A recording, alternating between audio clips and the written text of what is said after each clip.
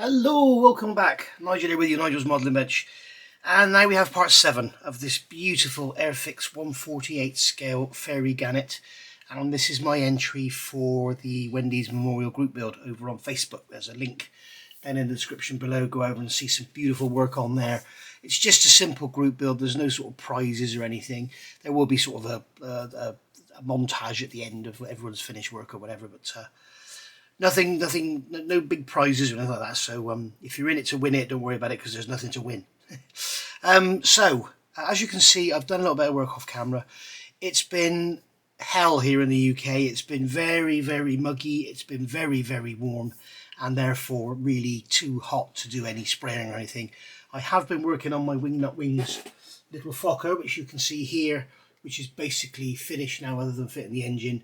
I've got all the rigging done and everything, which was a nightmare because I had to have a fan on to keep myself cool, which blew all the rain around. But more about that in Wingnut Wings Wednesday 14. It's 13 will be coming this week. Well, depending when this one goes out. But Wingnut Wings Wednesday number 13 will be out on the 7th of August 2024. So I have just done some painting just now. I have managed to get a little bit done during the last few days by doing it late at night. So as you can see, we've got the props done. So they're done. I've painted the tips with yellow, and that's Outlaw yellow, RAF Trainer yellow, and then masked them off. The instructions say to mask them off 2.2mm, so that's what I've done. Then I've sprayed them black, and then I don't know if you can see it, but I've actually just gone over the leading and trailing edges with some rubber black just to try and add a bit of texture. You'll notice there's some shiny areas at the bottom here, at the end, bottom end of the blades. That's because we've got to put some decals on there. So they're done. We've done the rockets. So they're olive drab on the front and the black on the back. I have used black, I haven't used rubber black because I want these to really sort of stand out on the model. And then the front area there has been given a gloss coat, as you can see, again because we've got some decals going on. And we've got the torpedoes here, and this is LP70 gloss aluminium, and then the back here is XF49, which is the equivalent of 168, which is what they tell you to use, which is like a hemp colour. And then this blue colour here, they suggest a very, very light blue, here number 44. So I had a look at some real ones, and I saw that from what I could see, they were sort of this sort of mid blue, very much like that headrest in the back, rather than the very pale blue. The very pale blue ones I saw were inert. So I could be completely wrong, but I'm not changing it now. It's what's done is done. Again, they're gloss, so they're going to get the decals put on. Then once all the decals are on, they get flatted down. And then we've got the big radome thing here that comes out the bottom. That's done in XF49, and as you can see, we've eradicated the seam and everything on that. So all coming together very, very well. I've also done the spinner.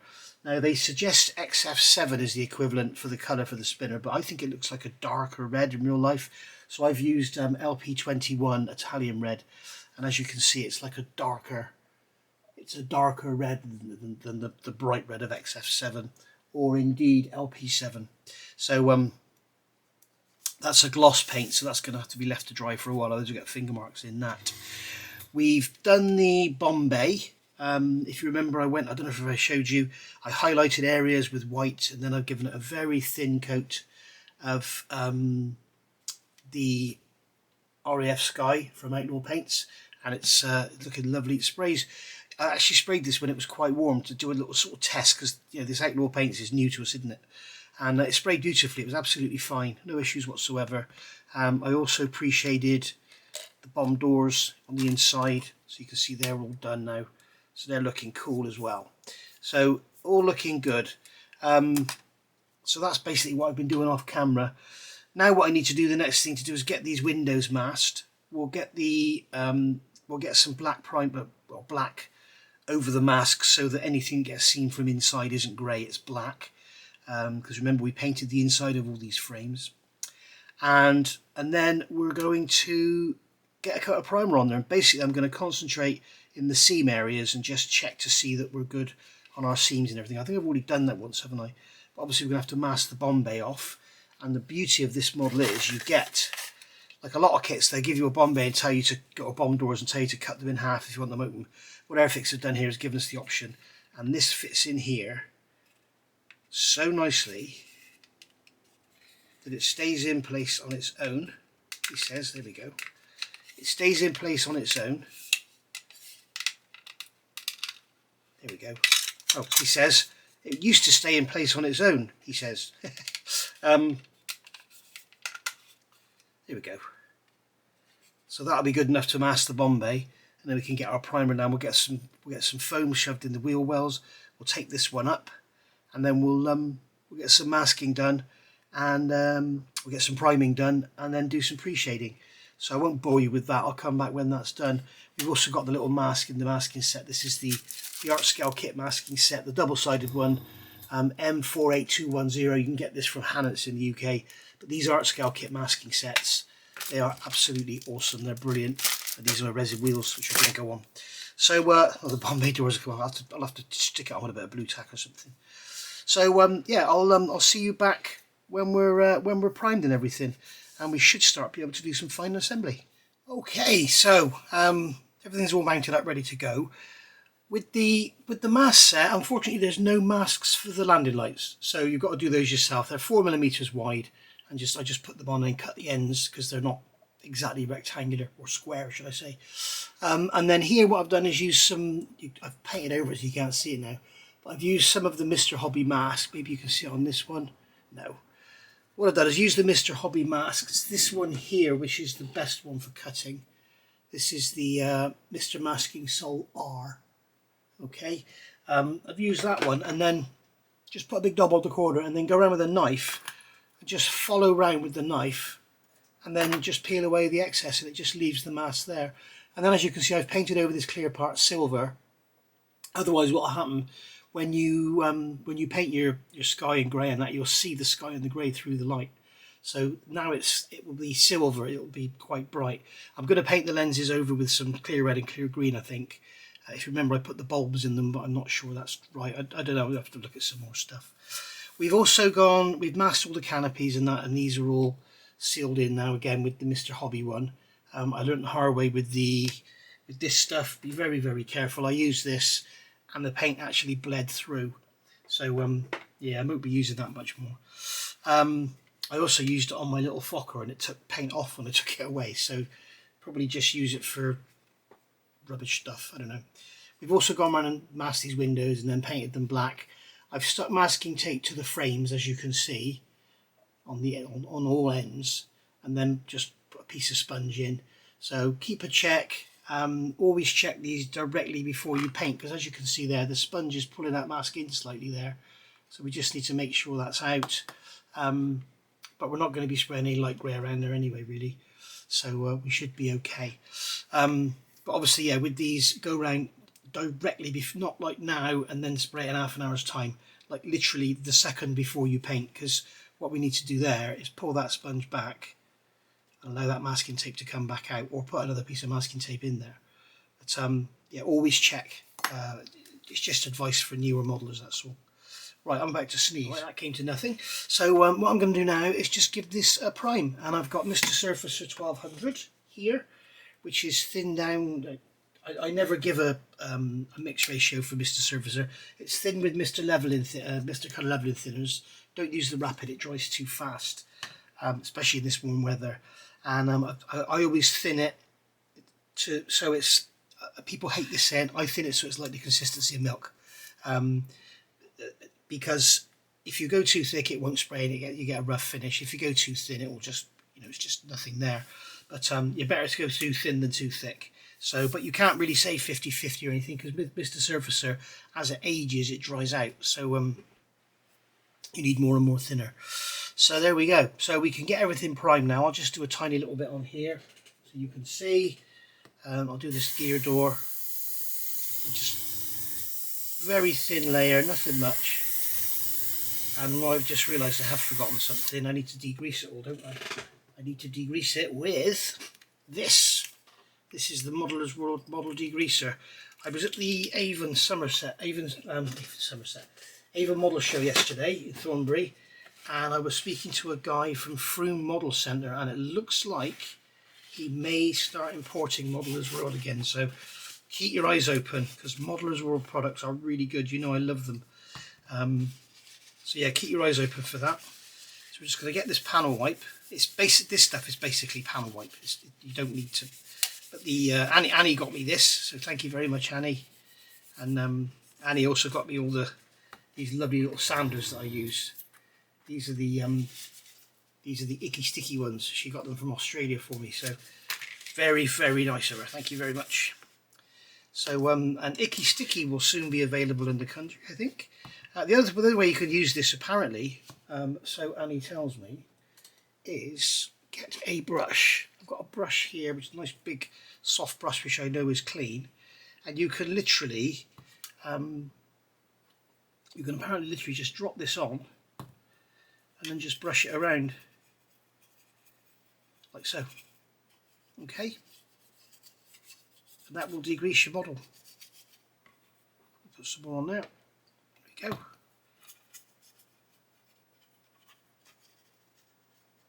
It seems to be okay with paint as long as you don't saturate it. So obviously I'm not gonna work around those windows.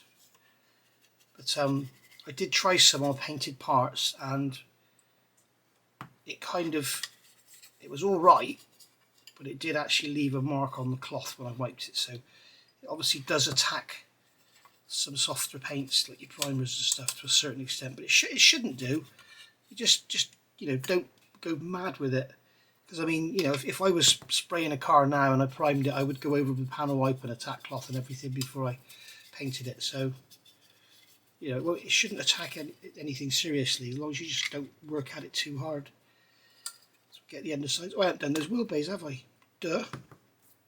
I better do that, which means I've got to handle the model again now. So I'm going to go away and get this primed, and then I'll come back when it's all done and we'll do some pre-shaping. Okay, so there we go, all primed, and as you can see, I've done primer over the tops, and I can see the scribing is okay, the riveting is present, we've got no seam line showing. I had a bit of an issue there, you can see I've sanded it out, had a panel line misaligned, so I've redone that. I had a little gap on the right hand side, on the starboard side, between the canopy and the actual, and this is why I'll use the light grey primer, because you won't see it with the black. You might not even see it with the dark grey when the dark grey's on there, but light grey makes everything stick out like a sore thumb, so it's really good to do that. And you can see there, if you can focus there, it's there's a little notch there still, and I'm gonna have to sand it, put a little bit of super glue in there, and then just sand it back again. In the meantime, I'm going to look at these resin wheels. Now, the kit wheels are fine. I don't know why I bought these. I'll have to look back at my review, because I said in there why I wanted to buy these. So what we need to do now, these are not actually designed for the Airfix kit. As you can see, they were packed in 2021. This kit wasn't even out then. So they're going to be for another one, probably maybe the sword one, I don't know. The sword's quite new as well, isn't it, I think. So we've got the backs of the front wheels there, and then we've got the backs of the main wheels there. So we can put the rest of this away. Now I've measured them, and the front leg is 2mm, and the main legs are 1.8. Okay, so there's the main, so that one's got to go into there. So that's going to be pretty good. Now what we need to be careful of, if you can see closely on there, not sure if you can see it or not, but when we look down in here, there's a bubble, or there's a center mark or something that the drill's going to pick up on. It's going to pull us one way. So we need to be very careful. Yeah, see, that's got the same, but it's like a bubble. It's weird. So what we need to do is make a mark in the center of the wheel, the center of that hole, and go from there. What we don't want to do is have the hole drilled off center. So I've got a 0.8 drill here. So I'm just going to drill into there. Okay. I'm not wearing a mask or anything because we're drilling, we're not sanding. There's no danger to your health drilling it like this. If you're using a power tool, I would wear a mask, especially if it's a fast one. Now we can see there, I've drilled that slightly off center. So what I'm going to do now is get this drill and just pull it over and move that hole over. Kind of almost make it into an oval. Okay, and now we've got it. Got it in the middle now. Do the same on this one to make that center mark. It's really difficult on this one because the mark that's in there. In fact, what I'll do is I'll do a front one. I'll do the others off camera. So there we go. We've got to make a mark in there. So the drill picks up in the center. And then we can just drill through. Be careful not to drill into my finger. You can have a look on there and see that the hole is in the middle. It's just off. It's literally just off. There we go. And then what we can do is get our 1.8 drill, which I believe is this one. Yes. In fact, what I think I'll do, I'll go for like a 1.3 or something first.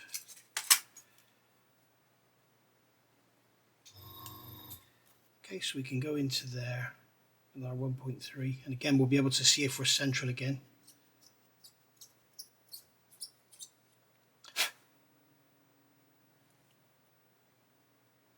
So again we're slightly off. There might be a bubble or something in there that's pulling the drill off. It's probably me messing it up.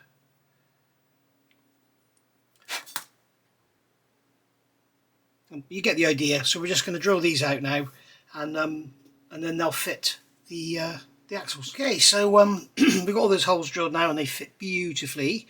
So now we've got these resin wheels on this plug, and the best way I find to remove them from the plug is, if you've got an old broken blade, glue it to a lump of plastic, and then you can sort of get in and cut quite easily. Oh, this is sticky resin. This is.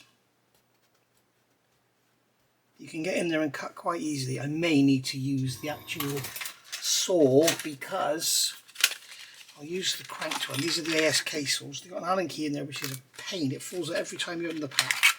And we'll use the coarse side. You can see this one's cranked, so it's easy to use when it's flat on the bench like this. That's better. Yeah, it's sort of the resin I use I find to be quite sort of. We could do both things at once down here. The resin I use I find to be quite hard and easy to cut, whereas like with this one, this is the Reskit resin, and also the Airfix resin is quite what I call sticky. It's probably not the right term, but it's more like styrene than hard resin. So it's very nice stuff. I mean, I need to find out what they use so I can use the same, because I wish I could do my casting in grey rather than in the yellow that I use. So we may be able to get in there. In fact, I should have another little saw here, a little trumpeter saw, which is not really much use at all. There we go. I should be able to get in here, and it's so bloody coarse and so uncontrollable. It cuts on the backstroke. There we go, we got that one. Slice my finger in a minute, aren't I? Just see that coming, can't we? There we go, and there's our spare block of resin. And as for these, what you can do with these is just come along with a sprue cutter and cut off well away from the resin. Take up the lump off of there, and then you can gently carve away. The reason I say gently is because sometimes it'll go like clear styrene, and you'll just rip a chunk out of it if you try and take off too much at once. Okay, so there we go. And then we can just sand that as we would anything else. And then the backs of these, you can see the wheel. It's got like a disc on it there, so we can cut at that line, or we can just sand until it's down to that line. So I'll get that done, and then I'll come back and we'll have a look at cleaning up these seams. There we go. They're lovely, aren't they? Lovely resin wheels. I'm not sure how to check references to see, because on the back of the wheel here, you can see it has like a plate with two studs in it or whatever. So obviously that's going to go a certain way with regard to the undercarriage. I've also, the other thing, if you've got these wheels, guys, is drill a hole through your, because there's like a membrane in here you can see.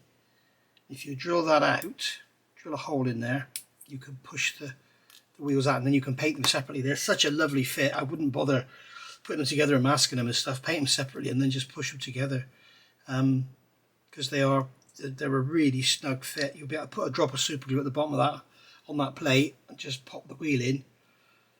As you can see, it's a lovely fit. A bit of wash, you'll never know they're separate. So I also put some black pen on them to clean off the mold plugs, so that's good. I've gone a little bit too far on one of these. I've got a bit of a flat spot on it, but these tires don't have weight on wheels anyway. So what I want to do is put a little flat spot on the bottom of them anyway. So that's okay. But those front ones look gorgeous. When you compare them, have I got the kit ones here? Yes, I have. Let me just get that rather than stop the camera and give myself another editing point. I think that's going to be an inner. Oh, come here. God, yeah, blimey, that fought me all the way. Anyway, so you can see there, if I put them next to each other, you can see the difference. The Airfix one is a lot softer than the, they're also slightly smaller, I believe. Yeah, just a tad. They're about 1 millimetre smaller, so obviously I would imagine the Reskit ones are slightly too big, because Airfix did some amazing scanning and research to get this right. But anyway, I'd rather have the look of the Reskit ones. They're so much nicer, but it's adding expense that you don't necessarily need to. So you can go out of the box if you want. That's absolutely fine. But the wheels are quite a prominent point on this because the front wheels are painted red or blue or something, aren't they? I can't remember now. But they're not like normal aircraft wheels, just silver or white. So there we go. That's our wheels done. And ready to have a look at this little seam here now, so you can see. I can see that we've got a little bit of an edge on there. I've got my lovely icky sticky sanding sticks here that Annie got for me. Thank you, Annie. I know you'll be watching.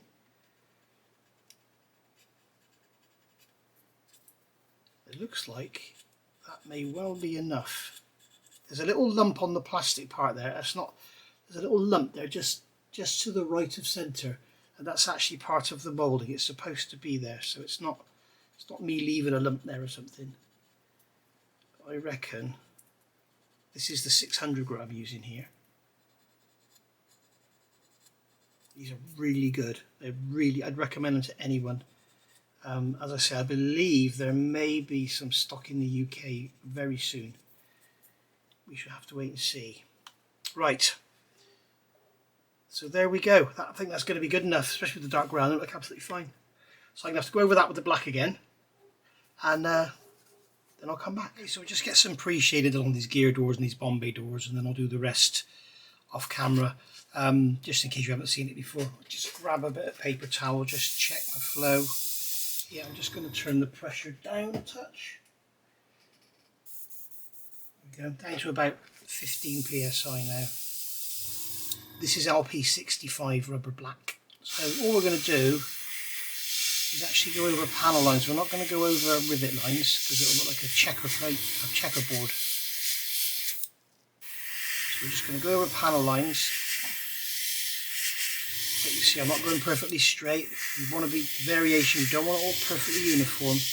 I've done this loads of times before, so if you've seen all this before, just fast forward, press the forward arrow button, and the video will jump forward 5 seconds every time you press that button. So there we go. We could do the ends, I suppose.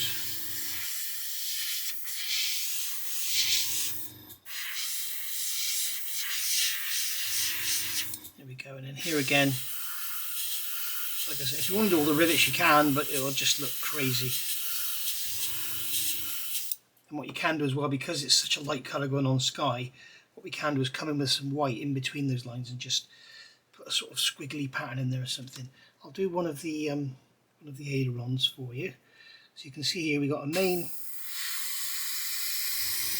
line going down through there. I've got that one there, that little one there.